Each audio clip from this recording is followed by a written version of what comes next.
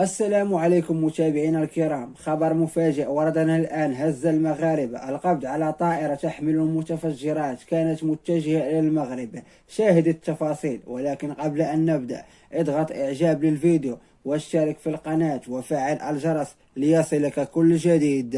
أخلت السلطات الفرنسية مطار بيربريان الدولي، وذلك على خلفية اكتشاف حقيبة تحمل مواد متفجرة تعود لمسافر من أصول إيطالية كان متواجها بها إلى المغرب، حسب ما أفادت به وسائل إعلام فرنسية. وأوردت المصادر ذاتها أن عملية الفحص بالأشعة التي أجرتها السلطات الفرنسية كشفت وجود أمتعة يحتمل أنها تحتوي على متفجرات، قبل أن يتم استخدام فرقة متخصصة في إزالة الألغام ليتم اعتقال صاحب الحقيبة الذي ثبت أنه كان يشتغل سابقا في الجيش. وأشارت وسائل الإعلام أن المسافر ذا الأصول الإيطالية كان متوجها على متن طائرة إلى مدينة أكادير بالمغرب، مؤكدة أنه جرى القبض على المشتبه فيه دون وقوع أي إصابات، ليتم وضعه تحت تدابير الحراسة النظرية.